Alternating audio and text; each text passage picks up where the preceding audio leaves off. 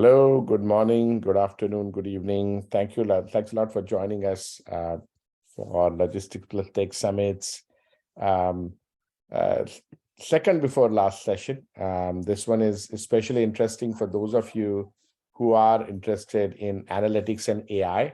We have Saurabh Das here, who leads the logistics intelligence for HyperTrack.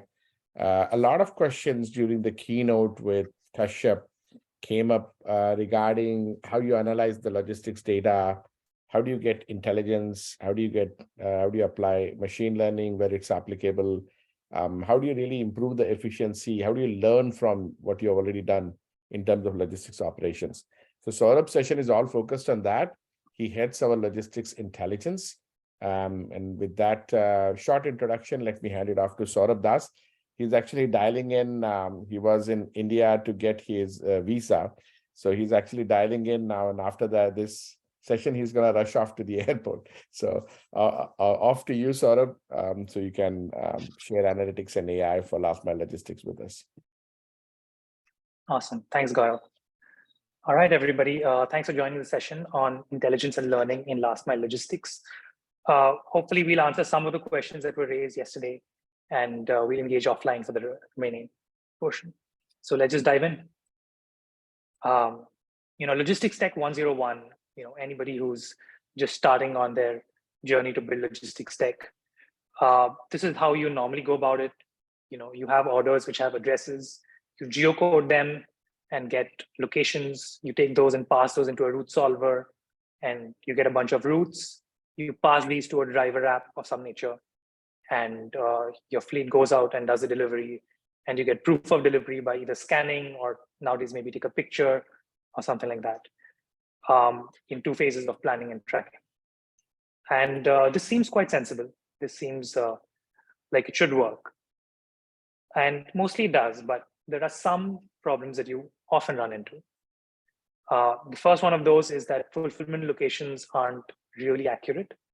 What we've noticed is that only 20% or less or fewer deliveries are completed at the exact location marked for fulfillment, and that's a problem. We also notice that service times are highly variable. Sometimes they can be really short, 15 to 30 seconds. In some other situations, they can take even 5-10 minutes for fulfillment. And what we've noticed is that if you look at the deviation of the time of the order, the service time takes up 50% of the deviation. So it's, so using static service times doesn't really work because the deviation of that is really high, and that can cause issues for the following fulfillments afterwards. The other thing we notice is that routes are often inefficient. By that, it means that the route solver comes up with a perfect route from A to B, but because it's done ahead of time, you can't account perfectly for traffic. You also don't account for the fact that sometimes people take different routes on the way, not the exact route marked out. And we see that on any leg of fulfillment, 20% of the delay can be accounted for by inefficient routes. And these are particular problems, but if we just take a step back and look at the most structural problems that you often face when you approach logistics tech, as described earlier, one thing we see is that there's something called a fulfillment failure cascade. And out here, failure is not that you couldn't fulfill the order, but it kind of means a more softer, you're late, or you thought you could fulfill it by 10 o'clock, but it took until 10:15 to do it. So that kind of soft failure. And while that's okay for a single order, what we observe is that a single exception to the happy path on fulfillment actually does impact many customers one after the other. It kind of cascades like a dominoes cascade, and causes a lot of issues, particularly towards the end. We also see that the fleet doesn't respond to dynamic conditions on the ground. We heard yesterday that one of the reasons that Amazon is so good is that they are very proactive with communicating their promises to the customer. So if something's going awry, they communicate that really well. But in the method we described earlier, it's not that easy to communicate these issues to customers or even to the ops team. And therefore, the thing is that small mistakes cannot be rectified before they become big errors. Essentially, because there's no visibility to the fleet, you can't rectify these mistakes. All this leads to overly generous delivery promises. What that means is that, in a particular time slot, you may have been able to do 7 deliveries, but you will schedule only 5. What it could also mean is that when you're telling a customer that you will get it to them by, say today in 5 hours, you may have got it to them in the next hour, but you couldn't give them a tighter, predictable schedule because you don't have full visibility onto your fleet and handling of edge cases. And as we also heard yesterday, that convenience is the thing that's most valued by customers now. So having a fleet with tighter predictability translates into a competitive advantage where you can deliver more, so that's higher efficiency, but also you can promise the customer more on time and sooner deliveries, and that helps drive business. The other thing we see is that when there is a systemic issue with your fleet, or it could be with a part of your fleet, like with a particular driver who is consistently late, for example, it's quite hard to understand and diagnose underlying and persistent issues with the fleet. You can't really slice your fleet in any way and try and dig for what's causing issues and where can my fleet improve. That's quite hard to do. And all this essentially summarizes into this one thing, which is that the next delivery is no better than the previous one. Your fleet doesn't improve with every delivery that it does. I mean, it's not building momentum towards better, more efficient deliveries, better promises, etc. And we have to ask, like, why is this structurally like this? Because logistics tech in the past has been built by excellent teams, excellent organizations. So why do we face these problems now? And it's got to do with how it was built. The legacy logistic tech, which we described so far, was built for a static world where you plan today to fulfill tomorrow. It's built for static and scheduled routing. And this worked for a long time, but things have changed a bit now. The workforce has changed. It's all gig workers now. The expectations for them, the flexibility demanded by them, all that has changed. Customers' expectations have changed. They want more convenience, and they're getting it from other places. So that's an expectation that's been set now. So all this has changed. The reality has changed, but the tech hasn't changed, and that's primarily why we, have the issues that we described earlier. So let's try and fix it.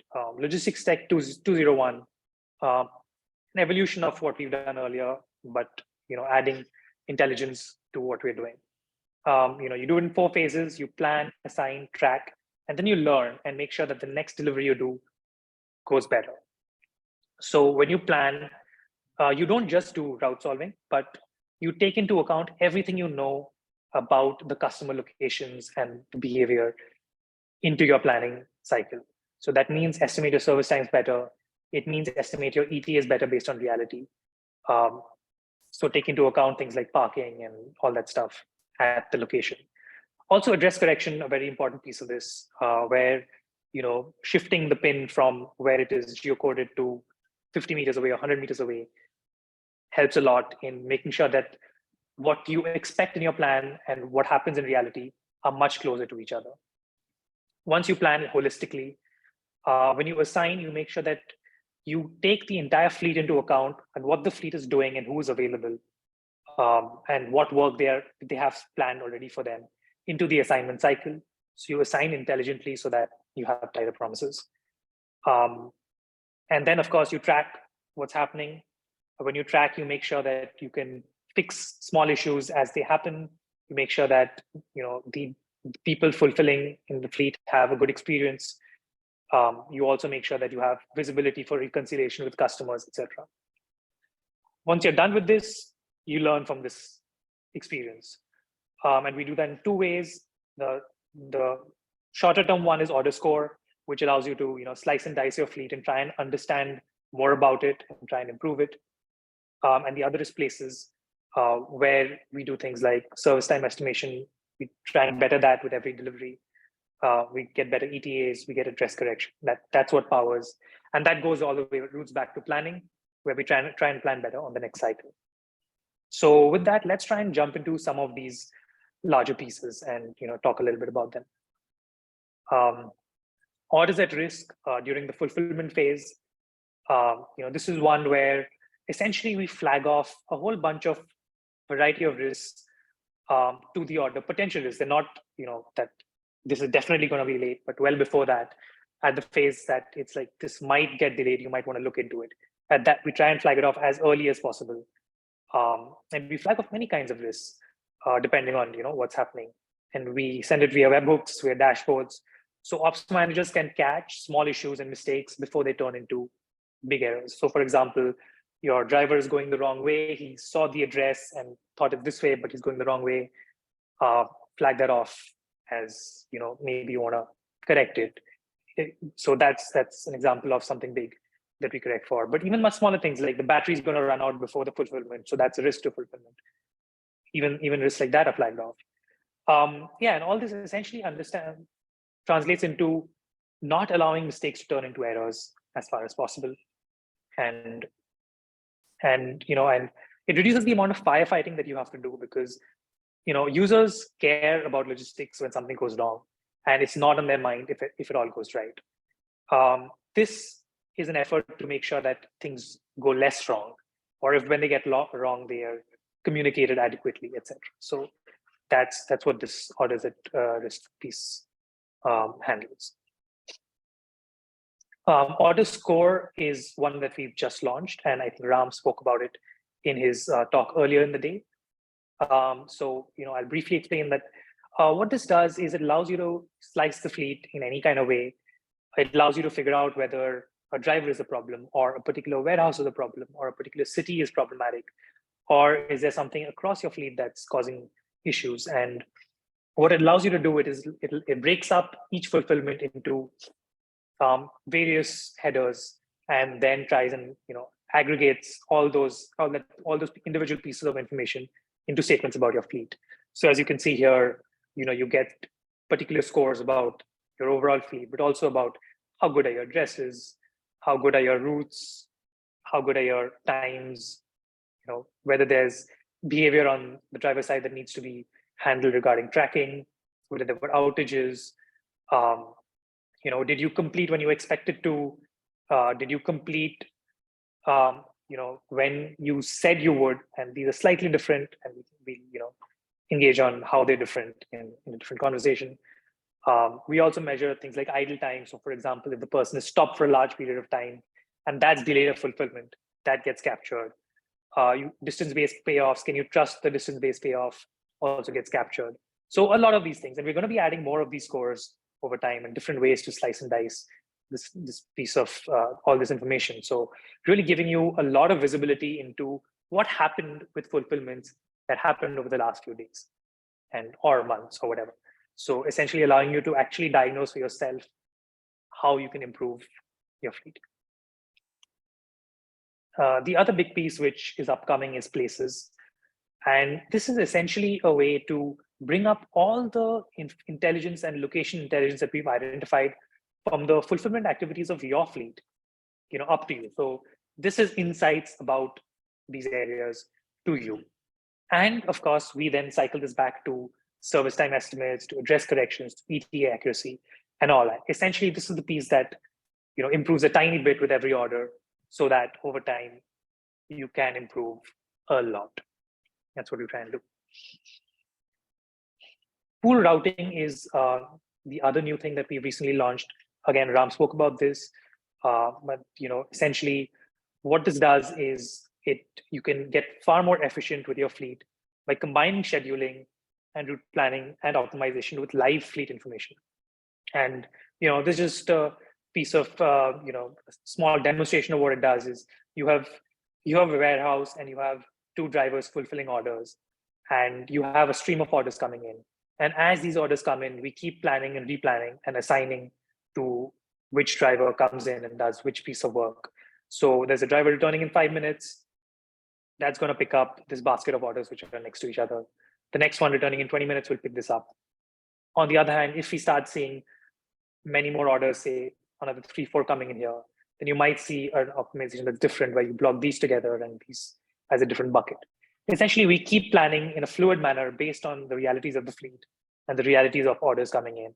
And that allows significant more efficiency and much tighter fulfillment promises to end customers. So, supporting everything from a few hour deliveries to half-an-hour delivery, maybe even in smaller areas, 15 to 20-minute deliveries.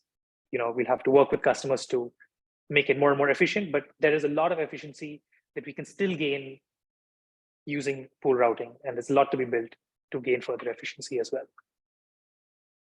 And that's essentially an overview of the HyperTrack intelligence platform. We have, the timeline, we have tracking, and timeline is powered by tracking. Tracking powers the order score, and then it feeds back into routing, service time estimation, address book, and all these things. And the thing is that, intelligence, we spoke about all that here, but that's only a very small part. And, it's really powered by what comes before it. And of course, we'll have a session on questions. And, in the next talk, our platform team is going to talk to you in depth about all the other pieces here, which is actually pretty vast as well. So yes, and let's open up the questions now, Gaurav. Wonderful. Thanks for that overview, Saurabh.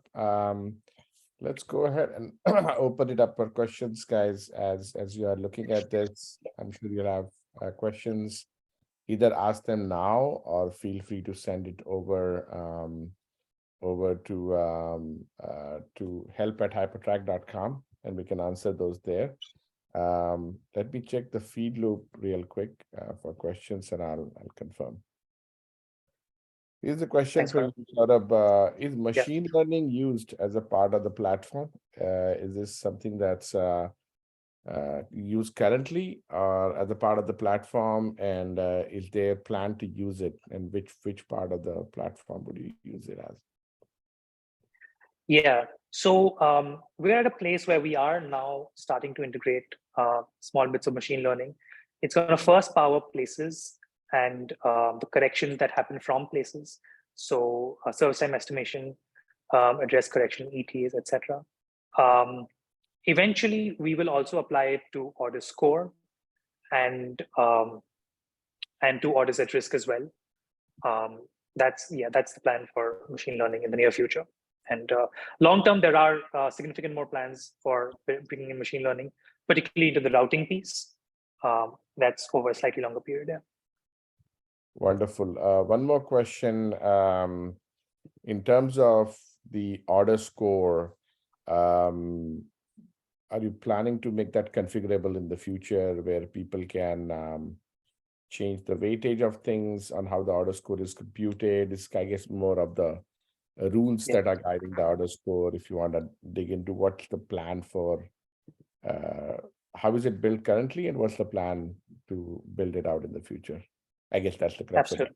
Yeah, that's a great question. And I'll answer this for both order score and orders at risk. Order score and orders at risk are essentially duals of each other, where orders at risk is for the live fulfillment and order score is for post-fulfillment. But a very similar strategy and logic applies to them. For both of them, we do plan on making it much more flexible going forward, in particular, looking for communication about what factors are important, what factors help diagnose an issue for every particular customer. So that will also allow us to, change weights accordingly and bring in some reinforcement into the picture. So for example, if you see for a customer that they are being aided by an order score on address accuracy, but they're being aided more towards the lower times rather than the ones that are higher in value, then we'll change our internal weightages to, for this customer, realign order score to, give low weightages more weight, low scores more weight for this particular piece. And, so it'll get customized based on what's useful and also based on customer feedback. Wonderful. I'm going to ask you the last two questions because I know you have to go for the flight.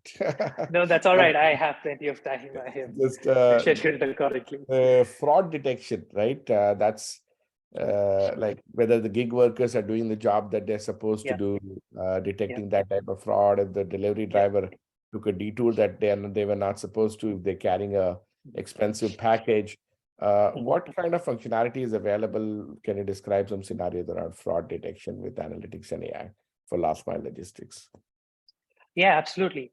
And again, order score and the timeline becomes extremely critical here. So while a live fulfillment is happening, anything important can be tracked and reconciliated between what happened as for the user and as far as what the fleet did. So that provides a lot of visibility into this, and fraud detection for at least the most important pieces can happen there. Now, on top of timeline, yes, there are use cases around identifying particular fraud. So, for example, if your fleet is behaving such that they're always taking longer routes to try and get higher payouts, that's something that can be checked via order score after the fulfillment. So, if you feel that certain parts of your fleet are misbehaving, you can check it on a driver by driver basis or on a region by region basis to try and identify which parts are misbehaving based on that. So each different kind of fraud does have a way to target it. We're still building some of these, some of them do exist. But yeah, I mean, we want to engage more with customers on what types of frauds do they think is happening and how can we automate detection of that over time. Excellent. One more question. How dependent is your platform, places, tracking, routing on the accuracy or completeness of sorry, just a moment, of the base map used? So basically, how dependent is your platform on the places, tracking, and routing on the accuracy or completeness of the base map used? I guess it's question about using a map. Yeah, it's mapping yes. map solution. Yeah, it's not actually dependent at all on the base map. The map is only used to give context while you are trying to understand which areas and what happened. But as for the generation of all this stuff, it's not all that dependent on the map. It depends much more on what actually happened on the ground.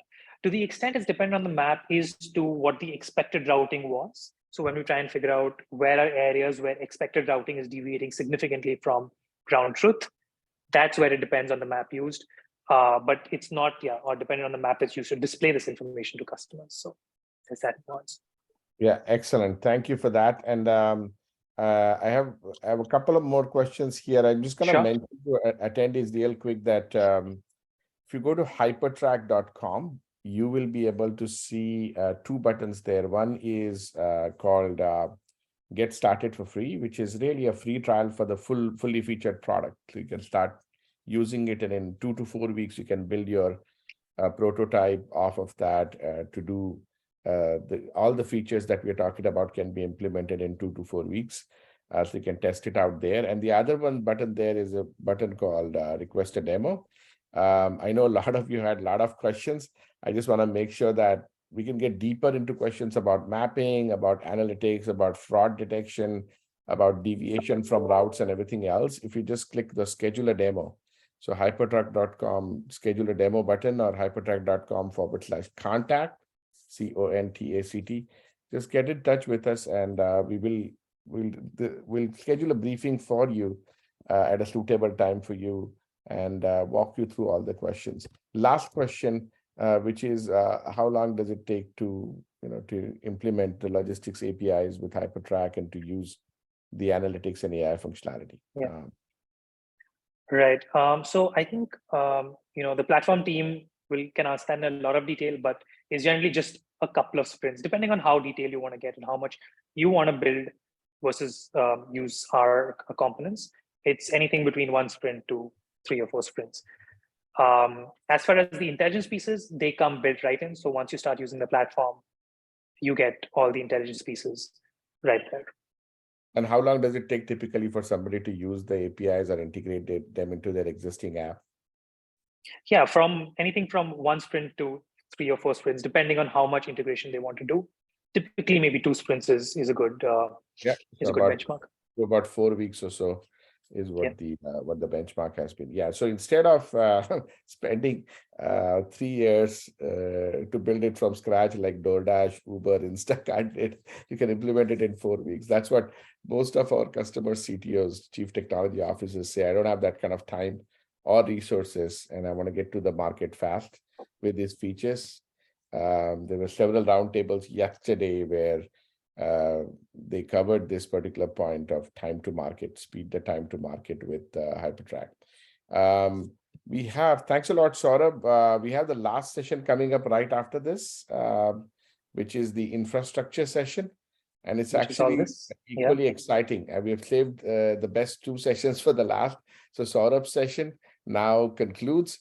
And please join us back at 11 a.m. Pacific, 2 p.m. Eastern for the last, but the best session of the day, where Alex Kishinevsky and his team will explain what it takes to build the infrastructure that we did at HyperTrack and how we can use that seamlessly in 2 to 4 weeks to add the functionality, security, completeness in features that you need for your product. So that's the session. This is really a session for full stack engineers, for CTOs, chief technology officers, for engineering leaders. So be sure to join us for that. And with that, Saurabh, have a safe flight back, and we will see you back on shore. Thank you, Gaurav. Again, go to hypertrack.com, click on start for free to try the product for free, and you can see it for yourself, and or click on the button called request a demo. There are 300 companies across 80 countries worldwide that are already using the product, and there are thousands of companies that are doing proof of concepts and proof of value to integrate the product into their logistics products. So try it out and let us know your feedback. We are eager to hear back from you. With that, in another couple of minutes, join us on the on Feedloop platform for the last session of the day, the HyperTrack platform infrastructure overview. Thank you. Bye. Awesome. Thanks. Thank you, everybody, for joining in. Thanks, Gaurav. Bye. Cool. Yeah, excellent. Thank you, Thanks, Saurabh. Gaurav. That was cool. Bye. Thank you, Gaurav. Bye.